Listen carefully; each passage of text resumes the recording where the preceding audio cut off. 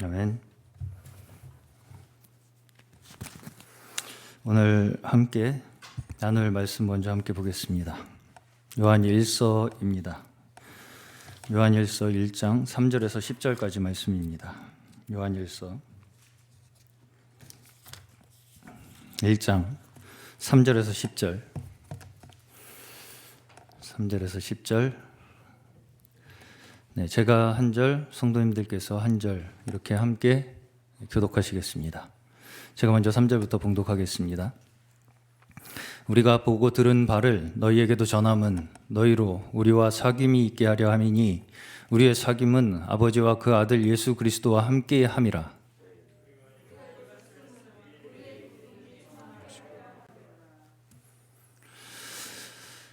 우리가 저에게서 듣고 너희에게 전하는 소식이 이것이니 곧 하나님은 빛이시라 그에게는 어두움이 조금도 없으시니라. 사귐이 있다 하고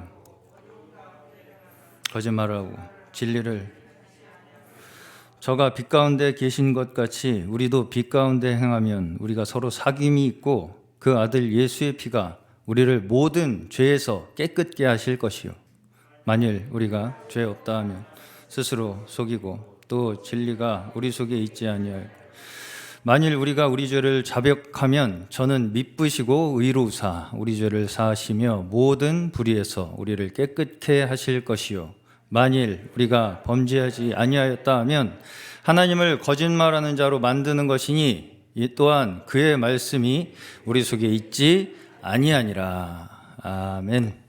아멘.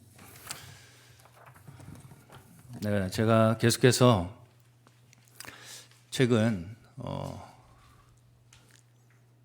소위 지식주의, 영지주의, 지식적 신앙에 대해서 많이 이야기를 하고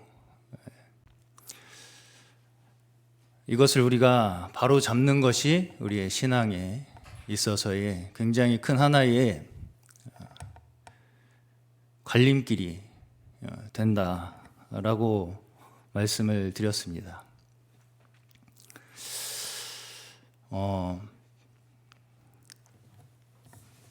제가 저번 주인가요?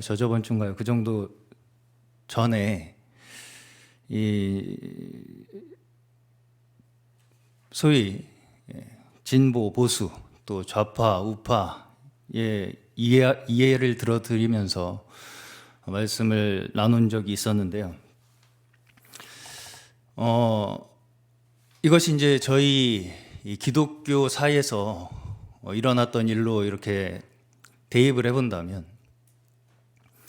그때도 말씀을 드렸지만 구교죠. 말하자면 천주교에서 종교개혁을 통해서 일어난 그 일련의 하나의 개혁의 흐름들 이것들이 결국은 그때 당시에 교회를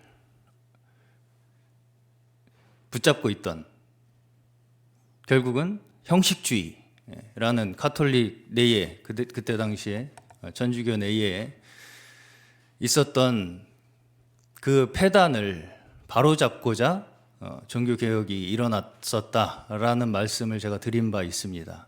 그래서 그때 당시에 천주교에서 너무나 이 극단적으로 그 형식주의에 치닫다 보니까 말도 안 되는 일들이 그때 당시에 벌어졌었죠. 그것을 이제 비판하면서 바로잡고자 마틴 루터라는 종교 개혁자가 먼저 그것에서부터 벗어나야 함을 주창을 하면서 개혁을 이끌었습니다. 그래서 사실 우리가 이 형식주의가 무엇이냐, 또 우리가 형식주의에서 벗어나야 한다, 이런 부분에 대해서는 우리가 어느 정도 알고 있다고 생각을 합니다. 네. 말하자면 예를 들어서 지금은 교회가 건물이 아니라는 걸 누구나 알고 있죠. 옛날에는 그거조차도 사실은 흐릿했습니다. 그렇지만 지금은 교회는 건물이 아니고 우리 성도들이다라는 것을 누구나 어느 정도 알고 있어요. 이것이 어떤 면에서는 이 종교개혁의 이러한 개혁의 흐름에 우리가 혜택을 받고 있는 부분들입니다. 그러한 지식들을 우리가 더 밝히 그러한 진리라고 말할 수도 있겠죠. 진리에 근접한 사상들을 우리가 더 밝히 알 수 있는 이 토대가 된 것은 사실입니다. 그런데 그러면 우리가 한번 생각해 봐야 할 것이 또 거기서 무엇가 있냐면요. 우리가 형식에서 탈피하겠다라고 이제 선언을 하고 나왔어요. 그러면 어디로 갈 것이냐? 이게 이제 우리의 또 하나의 관건이 됩니다. 그렇죠? 네. 제가 오늘 사실은 이제 주일날 설교를 제가 준비를 하면서 그 설교의 내용을 좀 예시로 들어드리려고 준비를 했던 예시가 조금 있어서 이 이야기를 조금 하면서 말씀을 좀 풀어나가 보겠습니다. 한 단체에 대해서 좀 소개를 해드려 보려고 하는데요. 이 단체는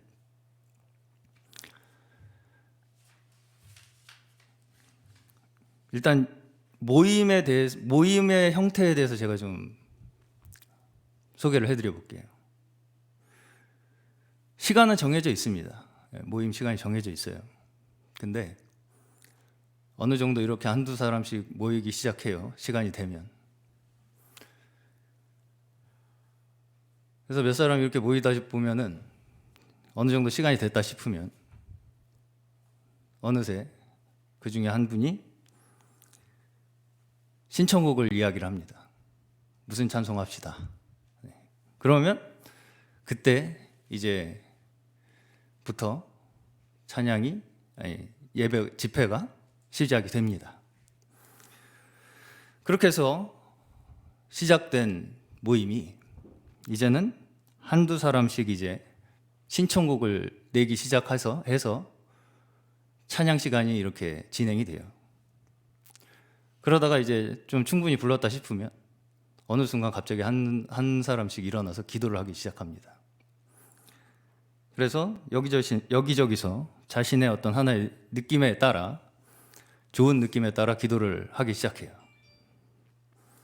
그래서 몇 사람이 이제 또 기도를 하기 시작하죠. 네, 이게 그런 식으로 이렇게 모임이 진행이 됩니다. 뭔가 이렇게 정해진 것이 없는 것처럼 보여요. 또 이 행정적인 제도적인 면으로 말씀을 드려보면 모두 다 형제라고 부릅니다. 기독교에서 행해지는 어떤 하나의 성직제도나 직분제도 이런 것들을 부정합니다. 물론 거기에 역할은 부여되어 있지만 어느 정도 그것을 굉장히 명확하게 지정을 해서 호칭을 붙인다거나 하는 일은 하지 않습니다. 또 교회 이름조차도 특정한 이름을 붙이지 않습니다. 단지 그 행정구역의 명칭을 따서 도시명으로만 교회 이름을 붙입니다. 심지어 예를 들어서 자신들의 그 단체의 모임 장소에 써붙인 간판의 이름에는 예를 들어서 부천에 있는 부천교회라고 하면 부천교회 집회 장소 뭐 이런 식으로 붙여놔요. 그러니까 거기가 교회가 아니라는 걸 굉장히 이렇게 이제 말하고 싶은 거죠. 한마디로 그 건물이 교회가 아님을 표시하고 싶은 의지가 거기에 들어 있는 겁니다. 무슨 말씀인지 이해 가시죠? 그러니까 거기다가 여기가 부천교회, 온누리 선교교회 그거를 건물에다 붙여놓으면 건물이 교회라고 생각할 줄 알고 교회가 모이는 집회 장소다. 이걸 이제 정확하게 명시를 하겠다는 얘기죠. 아주 철두철미하게 성경대로 하겠다는 의지가 굉장히 엿보입니다. 그렇죠? 네. 사실 이 말씀드렸던 이 단체는 제가 태어나서 자란 단체입니다. 제가 태어날 때부터 겪었던 문화예요, 이게. 저는 이런 집회의 분위기에서 태어나서 자랐습니다. 그런데도 참으로 저는 이상하게도 그게 끝까지 그렇게 잘 적응이 되지 않더라고요. 거기서 태어나서 자랐음에도 불구하고. 지금은 어떤지 모르겠는데 제가 있을 당시에는 그 단체는 복음성가도 잘 안 불렀었거든요. 그래서 제가 어느 날 이제 중고등부 집회에 가서 어디선가 이제 제가 복음성가를 들었는데 어떤 복음성가였냐면 목마른 사슴이라는 다 잘 아시는 찬양이었어요. 너무 좋았던 거예요. 그런 이 세상에 이렇게 좋은 찬양이 있었네. 가서 불렀어요. 그랬더니 그런 찬양은 사람의 감정을 사용하게 하는 거라서 하면 안 된다는 거예요. 제지를 당했습니다. 그래가지고 끌려가가지고 너 어디서 그런 찬양을 부르고 있냐. 자, 찬양이 사실 문화적인 차이가 가장 큰 요소 중에 하나죠. 찬양이 어려워지면 벌써 은혜가 되지 않기 시작합니다. 우리가 특히 연세가 좀 있으신 분들은 젊은이들이 어려운 찬양하기 시작하면 이제 은혜가 안 되기 시작하죠. 이해합니다. 저도. 찬양이 문화적 차이를 우리에게 많이 느끼게 하는 요소예요. 사실입니다. 왜냐하면 우리에게 어떤 특정한 찬양, 통일 찬송가라는 어떤 그 찬양, 여기에 엮여져 있는 우리 온 한국 기독교회가 같이 함께 부르는 이 찬송가 안에 있는 이 멜로디가 어떤 영적인 의미를 내포하고 있는 것이라기보다는 내가 이제까지 살면서 자라면서 불렀던 그 형식에 익숙하기 때문입니다. 거기에 우리가 은혜를 쉽게 받을 것처럼 느끼는 이유는 그게 나에게 익숙하기 때문이에요. 단지. 그래서 어렵다고 느껴지시는 그 찬양들을 또 익숙한 젊은이들은 그걸 들으면서 은혜를 받습니다.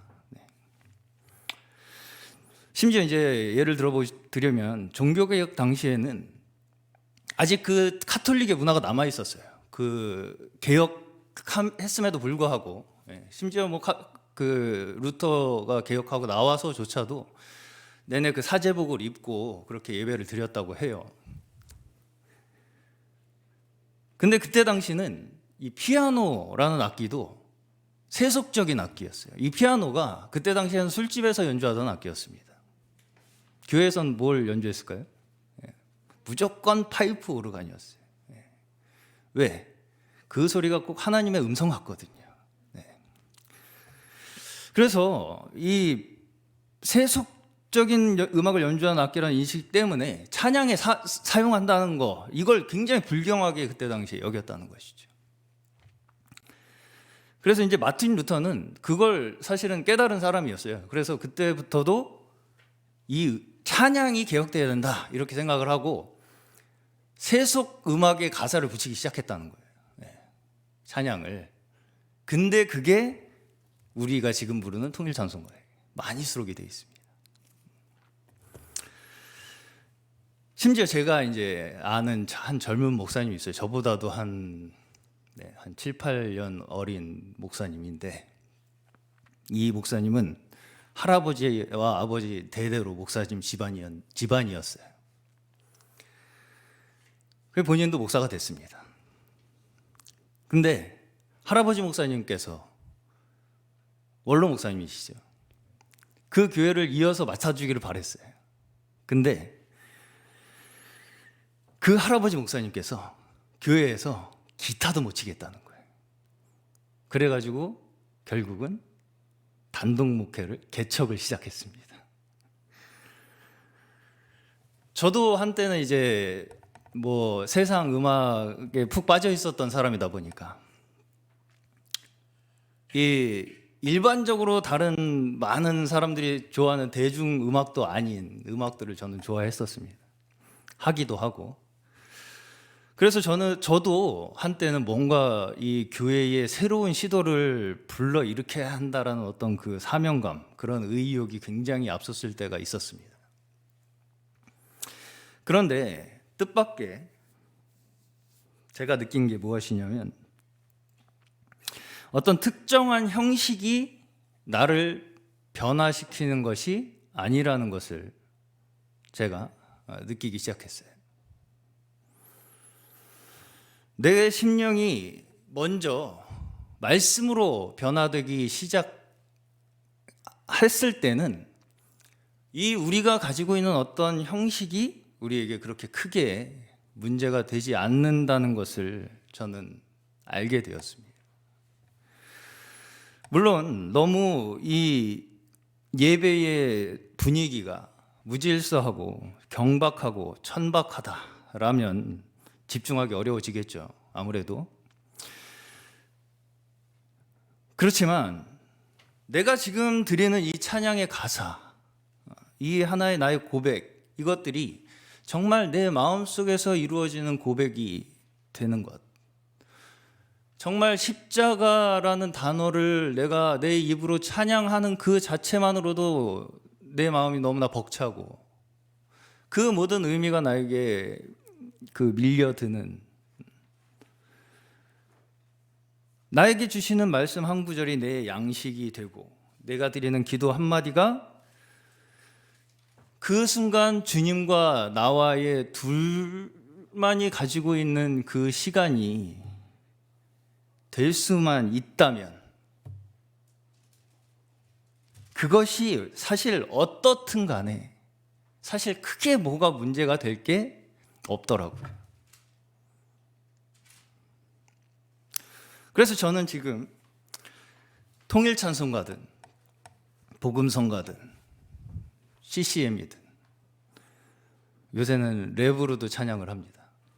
랩 찬양이든 그 찬양에 깃든 그 사람의 믿음의 고백들이 진정 나에게 울림이 되고 내 고백이 될 때에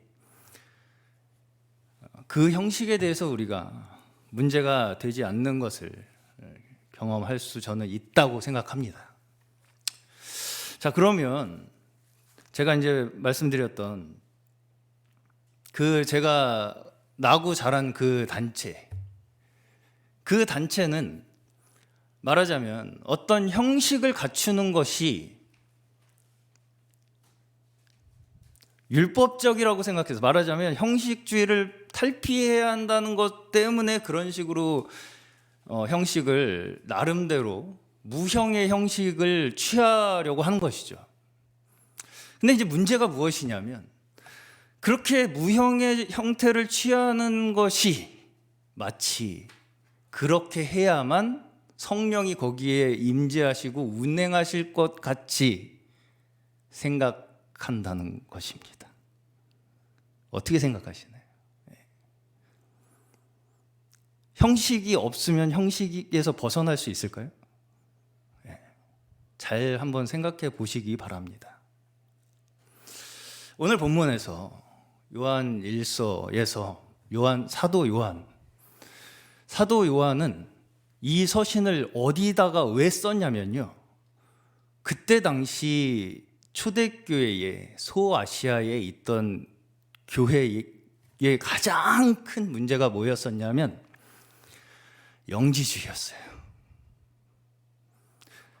사도 요한의 이 요한서신도 영지주의를 정조준해서 쓴 책입니다.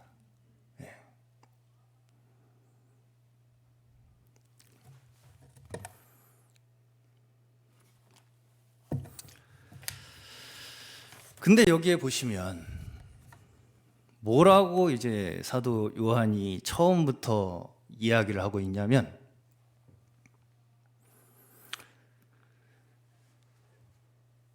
빛 가운데 행하는 것이 우리를 주께서 하나님과의 사귐이 있는 것처럼 우리에게도 그러한 사귐을 준다는 거예요. 자, 그러면서 이제 뒤쪽에 계속 8, 9, 10 이렇게 쭉쭉 가면서 계속 뭘 지적하냐면 죄를 지적합니다. 죄.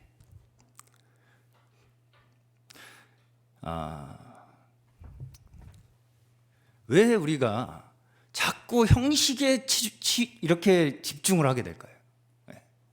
형식주의에 빠진 사람, 형식주의에 빠진 데서 내가 나오겠다고 하면서 결국 무형식으로 가겠다라는 것도 결국은 형식에서 벗어나지 못하는 거예요. 그 사람의 범위가 내내 계속 형식 안에 있습니다. 그 사람의 관심사는 계속 형식이에요. 왜 그럴까요? 왜 여기 이 굴레에서 우리는 벗어나지 못하고 있을까요? 여기 요한 1서에서 우리가 정확하게 유추해낼 수 있는 것은 결국은 내 죄를 가리기 위해서라는 거예요.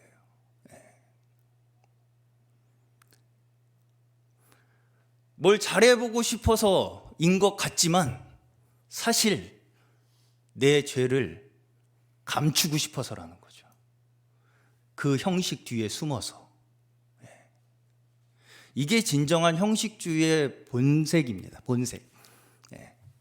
형식을 갖고 안 갖고의 문제가 아니라 내가 그렇게 하는 것이 내 신앙생활을 유지시켜 줄 거라고 생각하는 거. 그렇게 내가 형식을 갖추면, 제가 이거 주일날도 말씀드린 거예요. 내가 그렇게 형식을 갖추면 내 신앙이 되게 성숙하고 그 믿음대로 우리가 살아갈 수 있을 것처럼 생각하게 하고 싶어서 자꾸 형식에 치중한다는 것이죠. 우리가 형식을 가지지 않을 수가 없어요. 우리가 그거는 현실이 아닙니다. 우리 육신을 갖고 있습니다. 우리가 일정한 모양을 지니고 있습니다. 우리 몸이.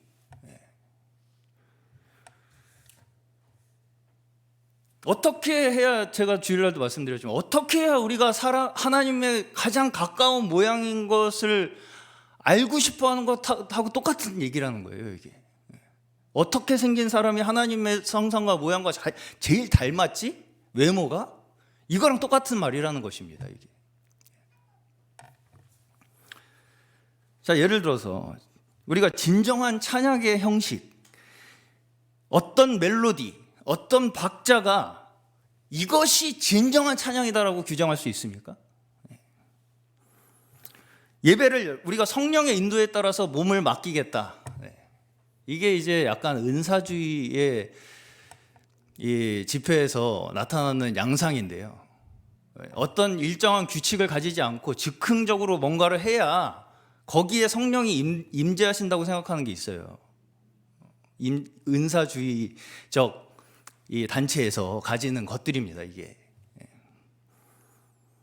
거기만 제가 그 나고 자란 그 단체만 그런 게 아니고요. 그것도 사실은 그런 계에서는 좀 약한 거고, 정말 뭐 이제 심한 은사주의로 가면 정말 이게 뭐 다 각자 따로 놀아요. 각자 그냥 다 따로 놀아요.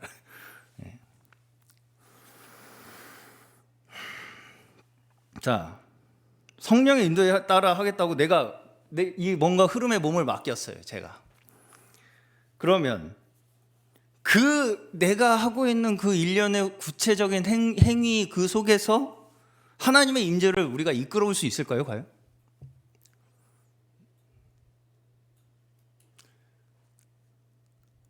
어떻게 해야 되는 거예요?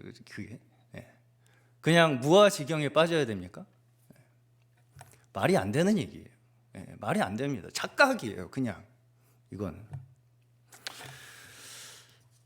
오히려 성경에서는 일정한 질서를 지키라고 얘기합니다.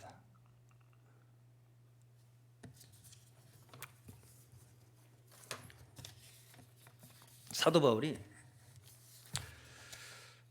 고린도전서 14장에 보시면 이 예배를 어떻게 해야 함에 있어서 구체적으로 함축적으로 제가 설명한 것이 거기 그 구절이라고 생각을 하는데, 모든 것을 품위 있게 하고 질서 있게 하라라고 합니다. 말하자면 하나님께서는 무질서하신 분이 아니고 천박하거나 경박한 분이 아니시라는 것이죠.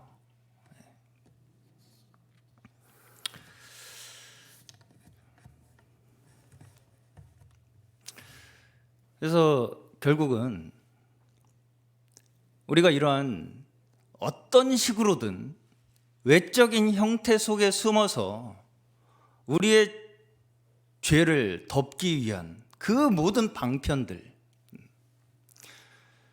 우리가 왜 예배에 참석합니까?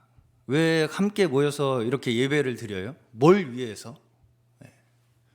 그게 이 행위를 통해서 이 속에 숨어서 내 죄를 덮고 그냥 내 삶의, 내 믿음의 정당화를 위한 것이라면 이것은 어둠일 수가 있습니다.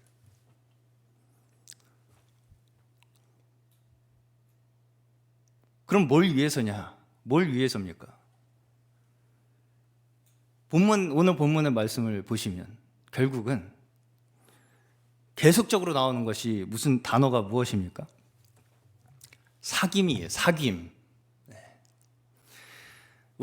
제가 이제 오늘 설교 제목이 신앙의 실체라고 제가 정했는데, 신앙의 실체가 뭐냐면요, 사귐이에요. 오늘 본문에 보시면 사귐입니다. 사귐. 여기 보시면 빛 가운데 행하면 서로 사귐이 있대요. 빛 가운데 행하면 너는 굉장히 훌륭해질 거야가 아니고요, 빛 가운데 행하면 사귐이 있대요. 네. 빛 가운데 행한 결과가 사귐이라는 거죠. 빛 가운데 행한다는 게 무엇인가요? 어두움 가운데 행하지 않는 거, 은밀한 중에 행하지 않는 거, 모두와 함께 그 광명함 중에 행하는 거, 진리 가운데 행하는 거. 그 뒤에 보시면 진리가 우리 속에 우리가 죄 없다 하면 스스로 속이고, 또 진리가 우리 속에 있지 아니할 것이다, 이렇게 말씀을 하시죠.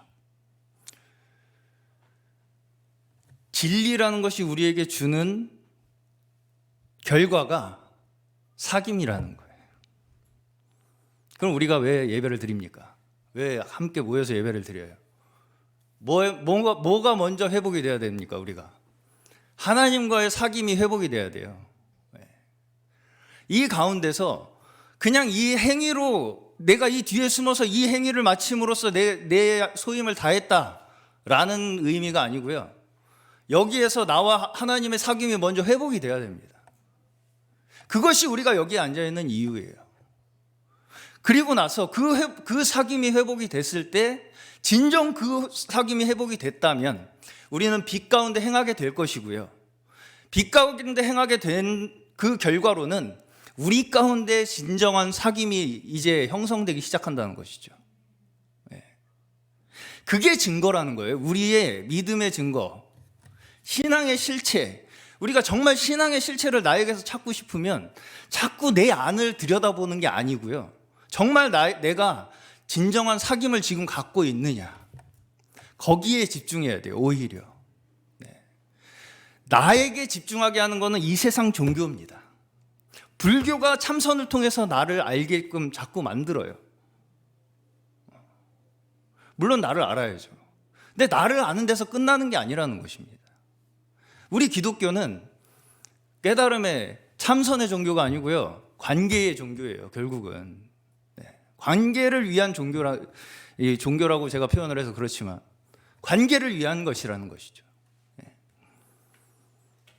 여기서 우리가 실패하면 아무것도, 아무 의미도 우리에게 남아있지 않게 된다는 것이죠. 자, 그러면 범죄, 자꾸 죄에 대해서 이야기를 하는데, 이 요한 1서에서 결국은 우리가 죄 가운데 뭔가, 우리의 죄가 결국은 무엇이냐면 나를 위한 마음이잖아요. 심지어 나를 위해서 참선하고 나를 위해서 기도하고 나를 위해서 하는 모든 행위들이 다 사실 죄일 수밖에 없다는 거예요. 그 목표가 관계, 사귐을 향해야만이 그 모든 것들이 온전하고 건강해진다는 것이죠. 네.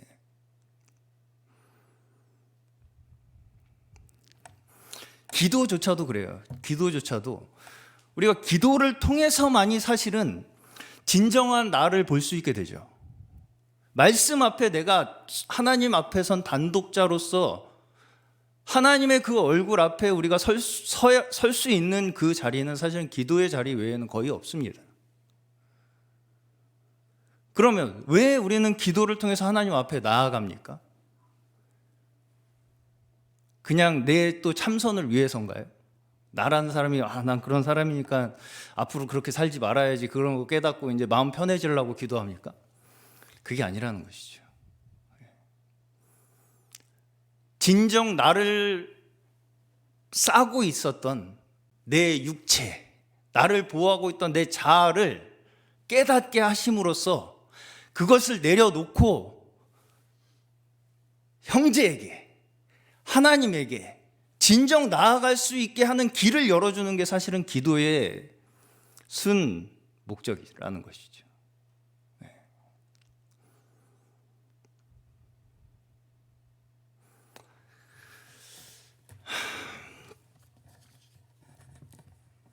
제가 최근에 이제 바이블텔링 큐티 아침마다 녹음을 하고 있습니다. 지금 한 이제 2주 정도 돼가는 것 같은데요.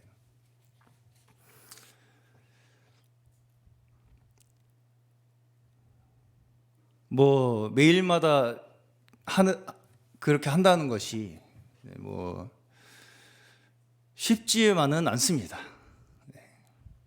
어떤 때는 비몽사몽간에 자다 일어나가지고 녹음을 할 때도 아마 이제 들으시면 느끼실 때가 있을 텐데, 그럼에도 불구하고 제가 사실은 저도 이제 성격이 그렇게 막 남들 앞에 나서기 좋아하고 그런 성격이 아니다 보니까 그런 것도 참 하기가 주저스럽더라고요. 사실 제 목소리를 그렇게 뭔가 올려서 모든 사람이 들을 수 있게끔 한다는 그 자체도 저는 사실 굉장히 주저가 되는 일이었어요. 제 나름대로 저에게는. 그럼에도 불구하고 왜 제가 그것을 지속을 해야 되겠다고 지금 생각을 하고 있느냐면, 그 매일에 하나님 앞에 나아가는 일정한 시간,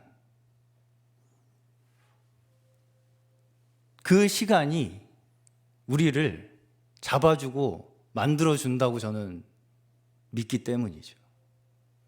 그래서 부디 많이 이용을 해주시기를 바랍니다. 제가 무슨 뭐 그걸 가지고 또 어떤 하나의 외적인 뭐 교회의 프로그램을 만들었나 이렇게 생각만 하지 마시고, 저는 절대 그런 식으로 일을 접근하는 사람도 아니고 성격도 아닙니다. 정말로 저는, 그리고 그 안에 우리가 또 뭐가 우리가 이제 또 좀 생각을 해봐야 될 부분이 있냐면, 자 이제 말씀을 마무리하겠습니다. 최근에 저희 교회에 앞두고 있는 큰 일이 하나 있습니다. 이전을 앞두고 있죠.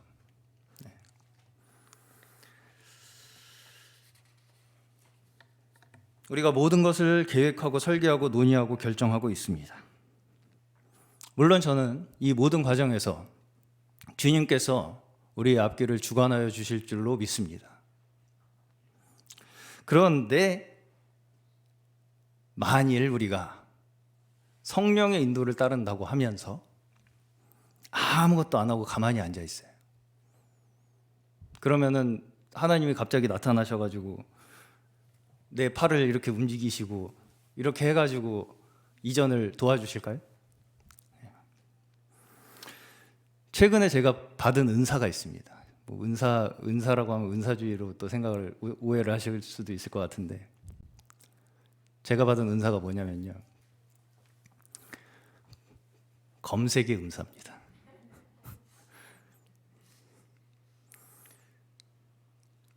송내 비정관 부동산을요, 저희 산 건물 있잖아요. 그냥 어느 날, 근데 그거는 뭐 물론 제 마음이 거기에 있었기 때문에 그렇게 될 수 있었겠지만,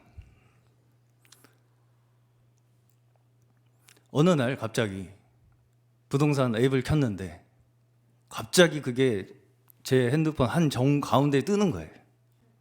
그냥 켰는데, 검색을 하지도 않고 그냥 켰는데 뜨더라고요.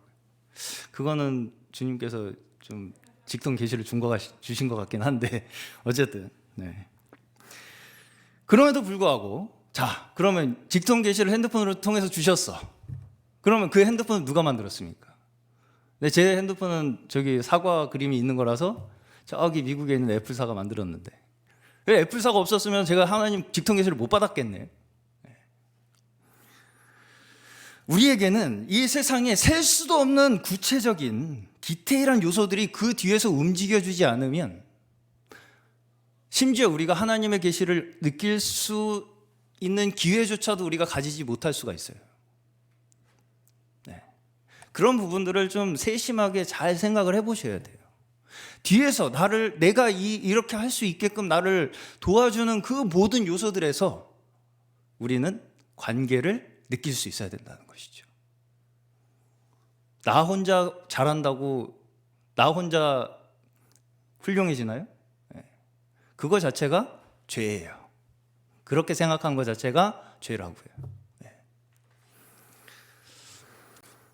하나님은 어떤 분이십니까? 만물의 창조자이시고, 하나님의 역사가 추상적입니까? 이 세계를 바라보시면, 뭐 우리가 세계의 일부이기 때문에 우리가 세계를 바라본다고 말할 수도 없습니다, 사실. 너무나 구체적이고 질서정연하고 체계적이고 빈틈이 없습니다.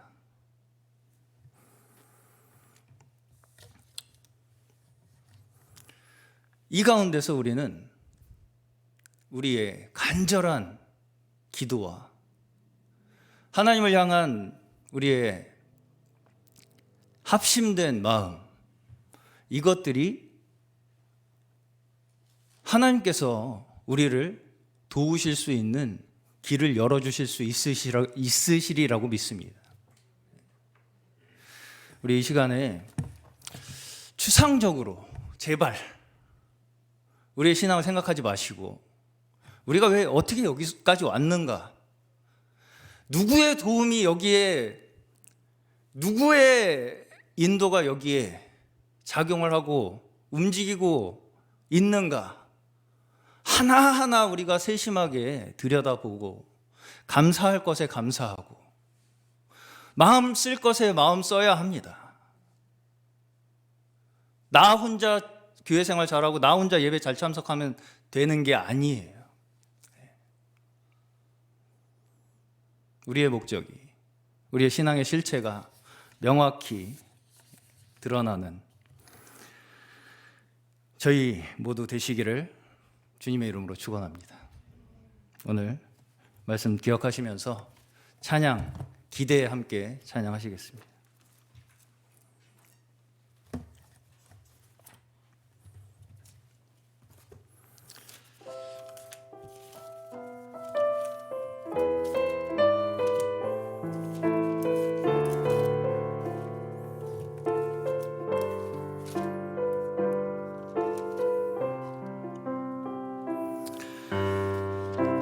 주 안에 우린 하나, 모습은 달라도 예수님 한 분만 바라네. 사랑과 선행으로 서로를 격려해 따스함으로 보듬어가리. 주님 우리 안에 함께 하시니 형제자매의 고통과 슬픔 느끼네. 내 안에 있는 주님 모습 보네.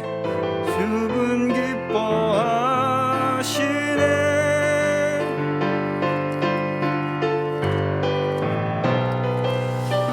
주님 우릴 통해 계획하신 일, 부족한 입술로 찬양하게 하신 일, 주님 우릴 통해 계획하신 일, 너를 통해 하실 일 기대. 주님 우릴 통해 계획하신 일, 주님 우릴 통해 계획하신, 부족한 입술로 찬양하게 하신 일, 찬양하게 하신 일, 주님 우릴 통해 계획하신 일, 너를